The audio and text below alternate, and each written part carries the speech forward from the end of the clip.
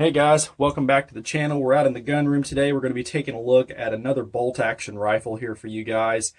Thanks to one of the friends of the channel, decided to let us take a look at this and borrow it for a little while and get some shooting under it. This is the Tikka T3 CTR, the compact tactical rifle as they call it. This one here sports a 20-inch barrel, as Tikka calls a semi-heavy contour, which I'll get a measurement actually of that and let you guys see what the actual dimension is on that barrel. The overall profile does seem to be pretty nice. I mean, it's not overly heavy, but not sport or thin. So you're looking at a little less than 0.8. So that's a good contour. Not overly heavy, so you could tote it around if you need to. Still probably a little heavier than you'd want in a hunting rig. This right here is produced, like I said, by Tikka. So they're being imported by Beretta from Seiko. So, I mean, the action is going to be second to none. I mean, it's smooth, guys. It's probably one of the smoothest actions I've seen in a factory rifle. The price point on these is right at around $1,000, give or take about 50 bucks or so, one way or the other. So, I mean, it's considerably more money than your standard Savage. So we're going to kind of compare and contrast that as the extra cost, say, versus a Savage 110 Tactical. Is it worth going the extra $300 to $400 in on one of these, performance-wise? Well, we're going to find out. One other key feature of this is the double-stack 10-round mag. It is a metal magazine. Fitment does seem to be pretty good. Granted, I have not shot it yet, so we're going to find out that together. As you guys are used to the standard 10-round AI mags, they tend to stick out considerably. This double-stack, however, it's pretty nice. It's as flush as you could probably get it with a 10-round mag. So that is really cool. The pull weight on this is very light. I'm not going to lie. We're going to pull it a couple of times here on camera for you guys. Kind of get an idea.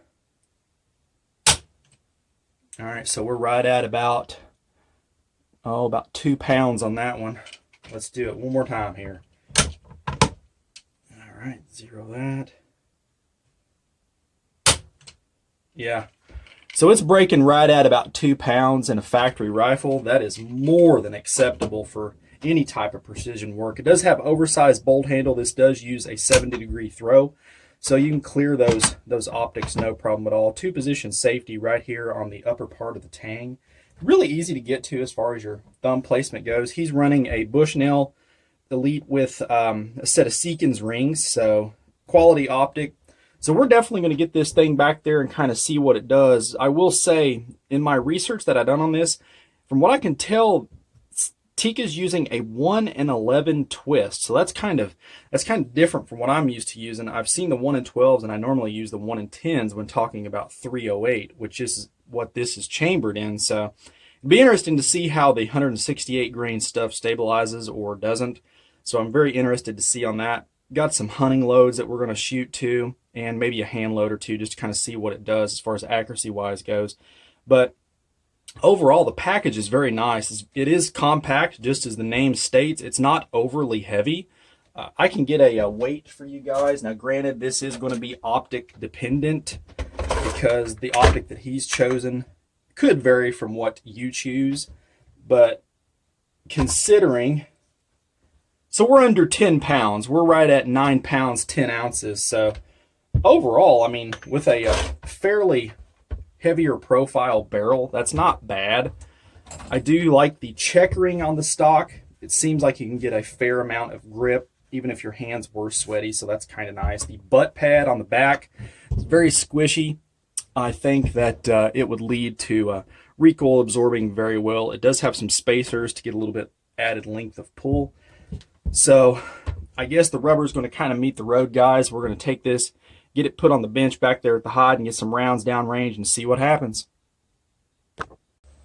Hey guys, all right, we've got the Tikka back out of here on the bench, and we're going to take a few shots, a few different loads here at 110 yards. We're going to shoot 5 shots each. We got some Federal 150 grain soft point, Federal Gold Premium Match, some of this Winchester USA Ready. I've not shot any of this stuff before, so it'd be kind of interesting to see how it does.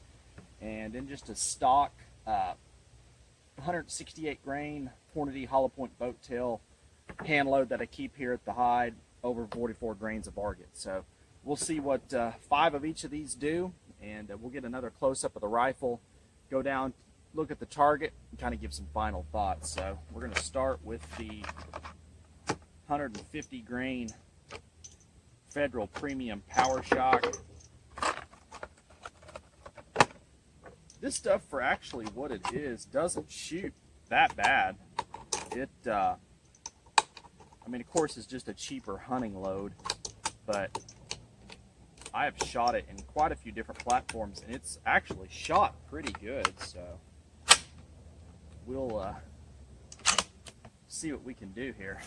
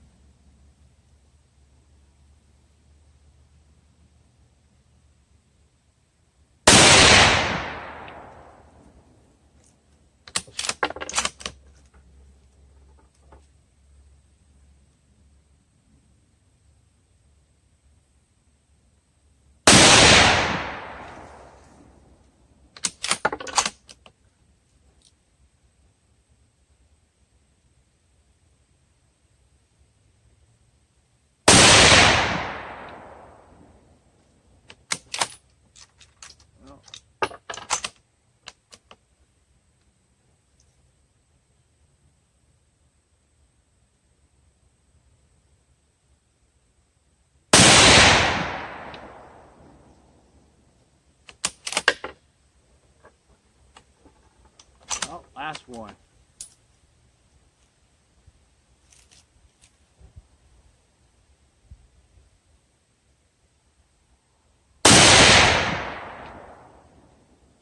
Not bad. All right, so let's try 5 of the gold medal match. Kind of a go-to for most 308 shooters, myself included. Good round. Pretty doggone consistent too. And not to mention that it's reasonably priced too. You can actually catch that stuff on sale for less than 20 bucks a box if you shop around. So try 5 of these at 110. Magazine seems to be working good. Feeds really nice. Seats positively into the stock. All right, 5 of these, 110.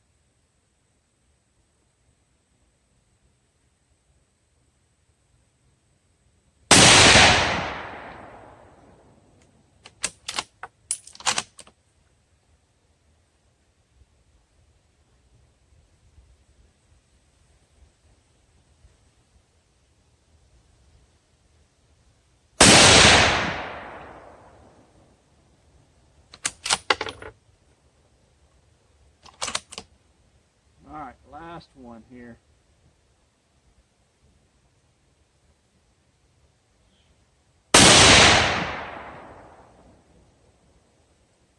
All right, got some good looking group out of that one, fellas. So let's try some of this USA Ready stuff. I found this stuff at Bass Pro. I have not shot any of this. It appears to be a decent looking little round.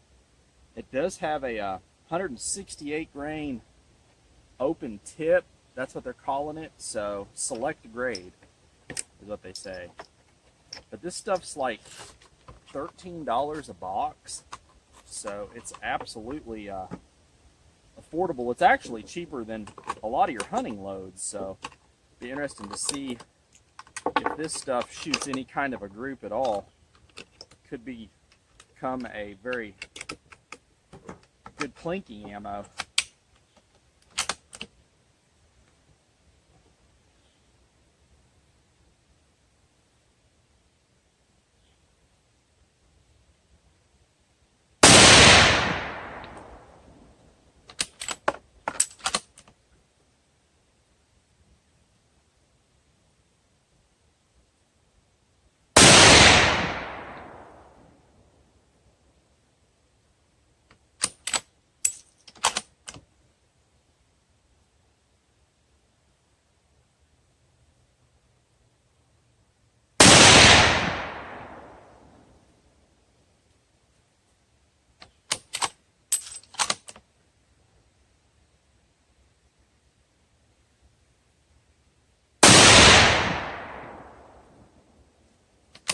Not so good on this stuff, guys. Oh, I did have one more.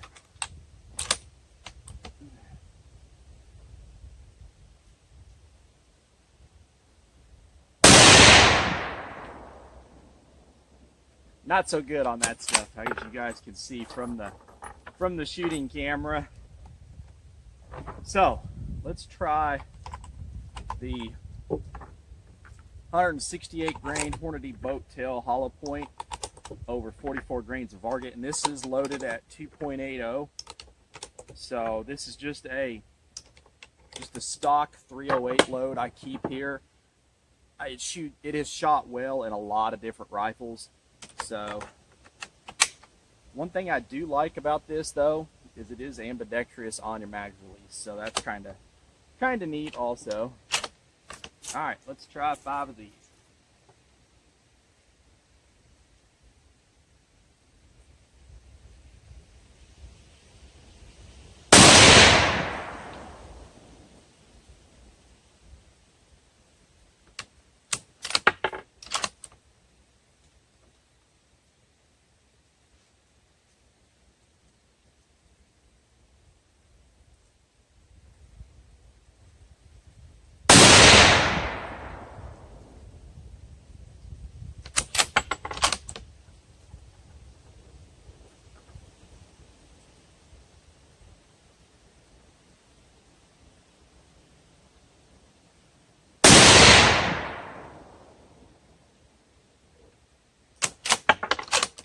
I think that shot got away from us, darn it.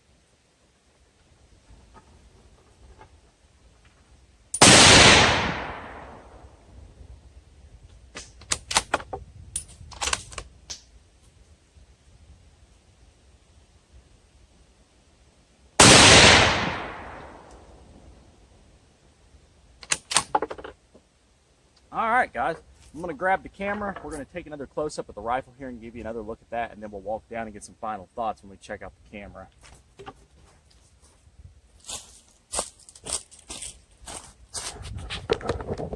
All right, so overall shooting impressions of the Tikka. Action, butter smooth. There's no question about that, guys. Cycling that action is just so easy. Even when you're into the comb of the stock, it absolutely is just so easy to cycle the action. I do like the trigger. It does take a little bit of getting used to. I'm so used to shooting the bladed style triggers.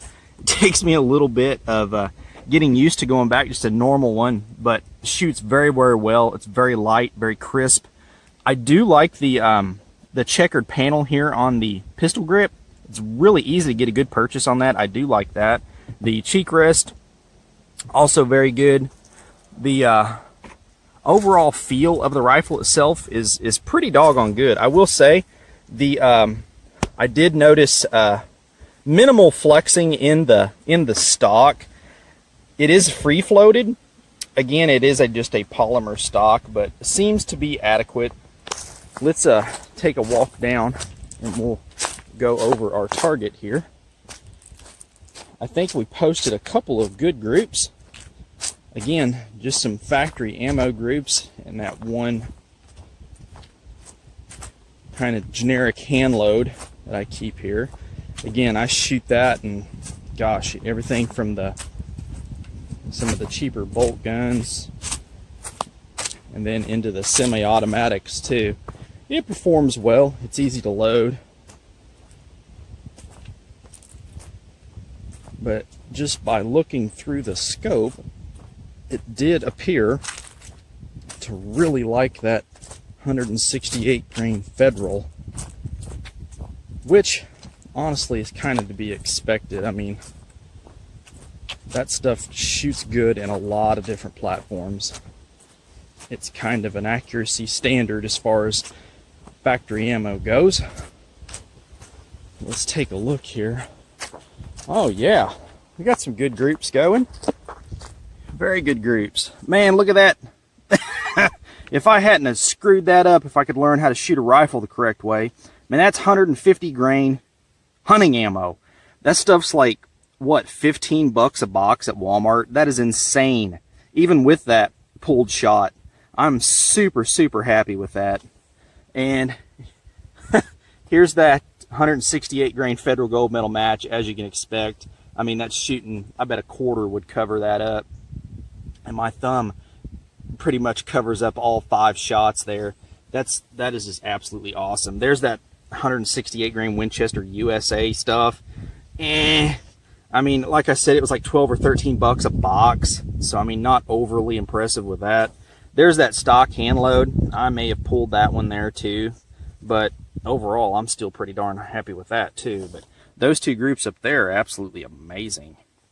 All right, so overall thoughts. First time shooting a Tikka, the action is absolutely amazing. I will say it definitely takes the cake as far as comparing it to like a Savage or something like that. It's hands down above what that is. Overall accuracy, as you can see, the Tikka definitely gets the job done. I will say, as far as personal views, I think between it and maybe a cheaper Savage rifle, if you want to kind of compare and contrast the two, is they both will get the job done as far as accuracy goes, but I think the Tikka does it just a little bit with more finesse. It is definitely a more refined platform, no question about it. Which one would I buy? I'd be happy with either one of them, honestly, guys. You guys know that I'm a Savage shooter, but this definitely opens my eyes to other platforms, and definitely don't look away when people start talking about the Tikka, because it is one heck of a shooter, fellas. If you get a chance to shoot one or check one out in the gun shop, it might pay dividends to do so. But if you got any questions on this, feel free to post them up. Always glad to help you guys. Hit us up on Patreon, fellas. I'd like to get Patreon going, get you guys some more content and stuff like that, engage with you all a little bit more on there, get that built up a little bit. As you guys know, YouTube has pretty much defunded everything. So every little bit is definitely appreciated. And as always, fellas, shoot straight. Later.